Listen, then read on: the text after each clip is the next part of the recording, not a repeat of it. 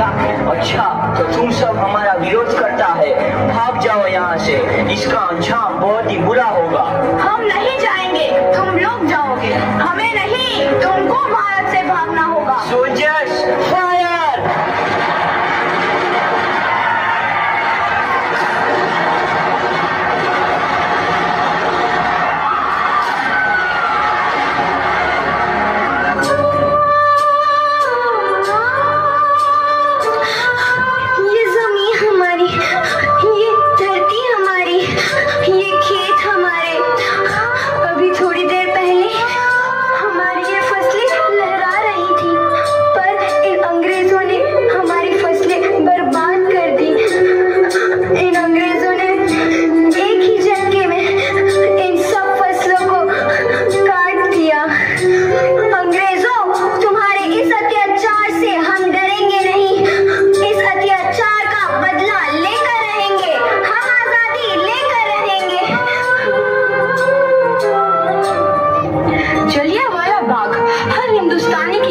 नम कर गया।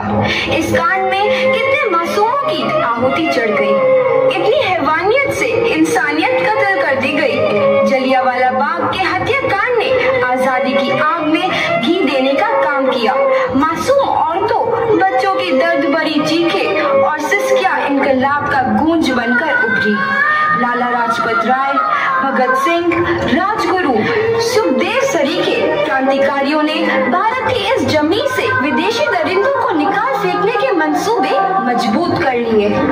8 अप्रैल 1929 लाला लाजपत राय के नेतृत्व में साइमन कमीशन के खिलाफ एक भारी जुलूस निकाला गया।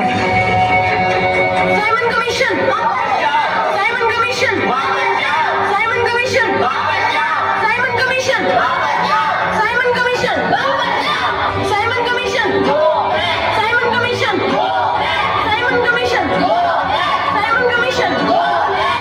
बेवकूफ इंडियंस, तुमको हमारी बात समझ में नहीं आती। Stop this. साइमन कमीशन नहीं मानता। अच्छा, स्टॉप दिस। लाला जी, आप आगे बढ़ो, हम आपके साथ हैं। लाला जी, संघर्ष करो, हम आपके साथ हैं। लाला जी, संघर्ष करो, हम आपके साथ हैं। लाठीचार्ज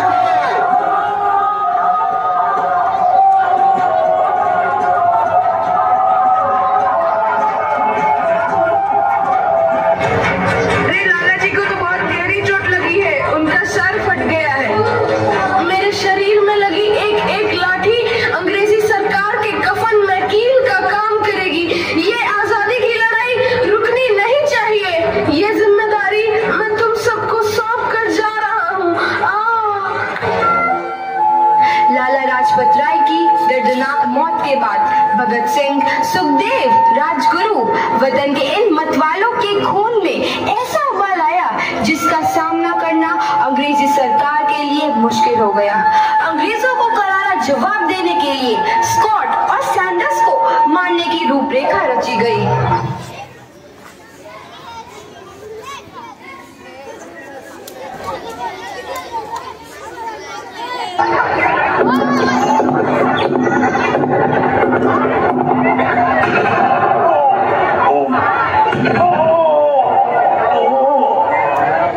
सैंडर्स मारा गया। चारों तरफ तहलका मचा था। दीवारों पर लिखा था, लाला जी की मौत का बदला ले लिया गया है।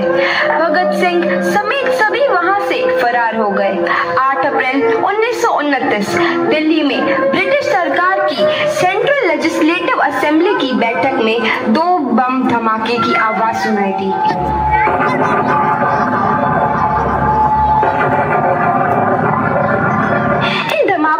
अंग्रेजी हुकूमत को हिलाकर रख दिया। इस घटना को अंजाम देने वाले भगत सिंह, राजगुरु और सुखदेव ने अपने आप को अंग्रेजों के हवाले कर दिया। 1930 को अदालत ने अपना फैसला सुनाया। मुलजिम भगत सिंह, मुलजिम राजगुरु, मुलजिम सुखदेव को दफा 121 और दफा 302 के तहत ये अदालत तीनों को मुजरिम करार देती है और इस गुस्ताखी के लिए ये अदालत इन तीनों को सजाए मौत की सजा सुनाती है। करना है देख, बता भाई।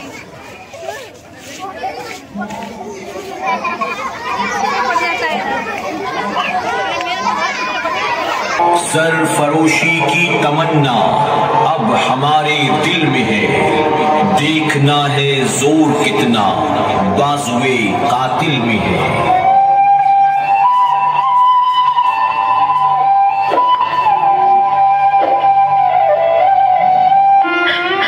पुत्र की हाल है तेरा। मैं चंगा हूँ माँ, फिक्र करने की कोई गल नहीं। पुत्र, मेरा दिल तेरी तरह पत्थर दिल नहीं होगा।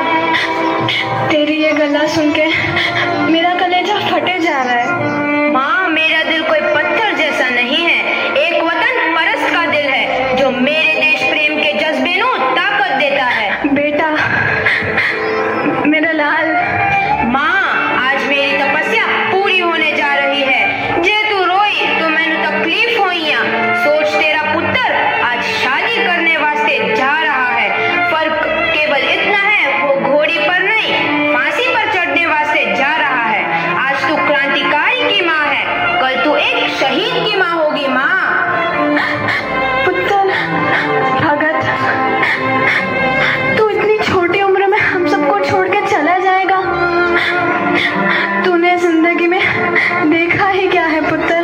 मैंने अपनी माँ देखी है, जिसने मुझे एक ही बात बताई है कि बेटे, अपने देश के लिए एक बार मरना 100 बार जन्म लेने के बराबर होता है। अच्छा माँ, अब आशीर्वाद दे, आखिरी बार विदाई लेने का समय आ गया है। भगत, मेरे लाल, कितना गरम है, हाथ जल जाएगा। ख्वाहिश हमारे हाथ खोल दिए जाए। हम तीनों दोस्त एक दूसरे से गले मिलना चाहते हैं, उनके हाथ खोल दिए जाए।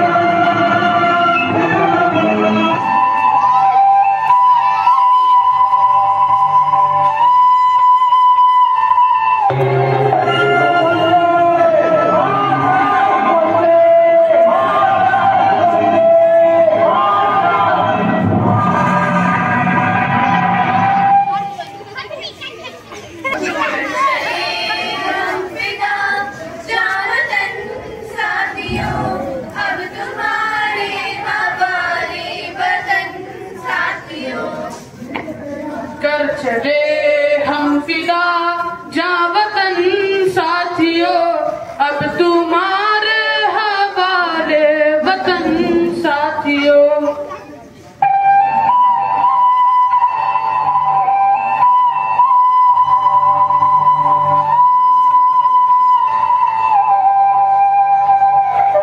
देश के हर एक नौजवान के मन में आजादी की नई उमंग हिलोरे लेने लगी। अंग्रेजों भारत छोड़ो का नारा जोर पकड़ रहा था। सबने एक आजाद भारत का सपना देखना आरंभ कर दिया था। हर कोई अपने अपने ढंग से इस महायज्ञ में अपनी आहुति दे रहा था। सुभाष चंद्र बोस, रानी लक्ष्मीबाई, तात्या टोपे और मंगल पांडे जैसे शहीदों की कुर्बानी रंग लाई। 15 अगस्त 1947 को भारत आजाद हुआ।